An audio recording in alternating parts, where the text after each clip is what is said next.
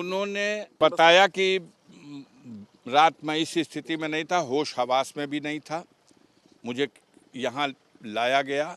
अब मैं इस लायक हूँ कि मैं होश में हूँ, आपको पहचान सकता हूँ, आपसे बात कर सकता हूँ। पेट फूला हुआ है, गैस भरी हुई है, स्टमक प्रॉब्लम बताया डॉक्टर ने। यहाँ जो डॉक्टर उस टीम के इंचार्ज हैं उनसे हमने पूछा आप क्या हैं, तो कहे हम सर्जन हैं। तो इनके में कोई सर्जरी केस है, तो इनके में कोई सर्जरी केस नहीं है। तो जिस चीज़ के लिए उनके बॉडी की आवश्यकता है उसका कोई स्पेशलिस्ट तो है नहीं। छुट्टी का दिन भी है, हो सकता ना हो।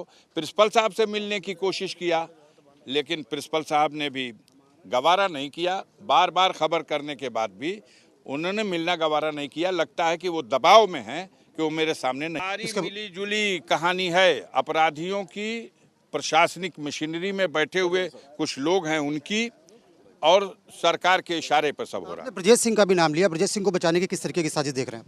पूरी तरह से ये उसको सेफ, इनको मरवा दीजिए। गवाही वादी मुकदमा है, इंजर्ड विटनेस है, 7 लोगों की गवाही हो चुकी। तो गवाहों को ऊपर झूठा मुकदमा करके जेल में डाल दीजिए और मुख्तार अंसारी को खत्म करा दीजिए, वो बच जाए। ये भी रिक्वेस्ट की कि मिलाइए मत साहब, मैं 900 किलोमीटर चल के आया हूँ रोजा रख के, परेशान हूँ, किस मेंटल स्टेटस में हूँ आप समझ सकते हैं। मैं पुत्र हूँ उनका, मुझे ताकने भी नहीं दिया गया शीशे में से कि देख लीजिए अपने पिता को। तो ये तो जुल्म। अब क्या इस पे बोला जाए, और क्या अभी कुछ कहना और सुनना बचा रह गया है? हम लोग सब्र से हैं, कानून के रास्ते से अपनी लड़ाई लड़ेंगे।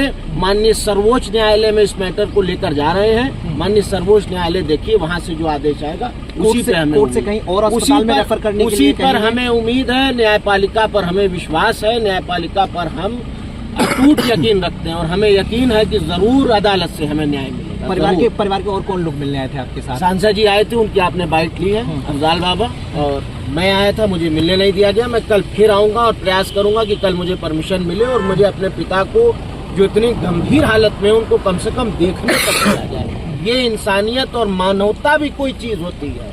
पुलिसिया कार्रवाई और डंडा और ठीक है, सब कुछ अलग है, सब सरकार की कार्रवाई एक तरफ, लेकिन मानवता भी कोई चीज होती है। मतलब पुत्र आप भेजते हो एक, तो मैं अपने से तो आया नहीं, आपने तार से सूचना भेजी जिसमें मेरा आखिरी पैराग्राफ में 2 ही नाम लिखा है आपने, एक अफजाल अंसारी उनके भाई, एक उमर अंसारी उनके पुत्र, जिसमें से एक आदमी को आप मिलने दोगे?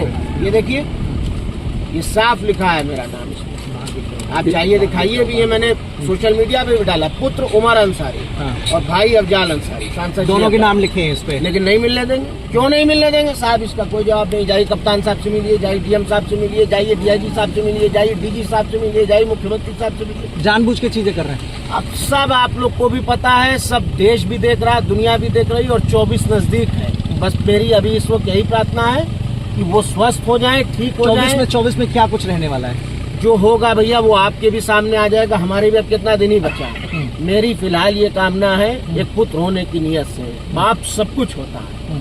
मेरे 25-26 साल के जीवन में मैं 25 साल अपने बाप के बगैर रहा हूँ। मैं उनके जीते जी उनसे दूर रहा हूँ। हमने होली की, दिवाली की खुशियाँ नहीं देखी, हमने ईद की, बकरीद की खुशियाँ नहीं मनाई, क्योंकि मेरे बाप नहीं थे हमारे पास। और आज जब उनको इस परिस्थिति में देखता हूँ और जब ये कार्रवाई देखता हूँ कि पुत्र अपने पिता से बुलवाया जाएगा, 900 किलोमीटर आएगा और फिर ताकने भी नहीं देंगे शीशे से कि देख लें कि कैसे हैं वो, स्वस्थ हैं, जीवित हैं, ठीक हैं, ये भी नहीं देखने देंगे। परेशान है 24 के लिए? कुछ अपील, कुछ पूछना है कि परेशान है कि नहीं है? कुछ स्वाभाविक है भैया, परेशान है, बहुत परेशान है, लेकिन बताया ना कि ईमान है, और ईमान यही है कि मौत और जिंदगी का मालिक सिवाय अल्लाह के कोई नहीं है। तो जब वहां से परवाना कट जाएगा कोई बचा नहीं सकता।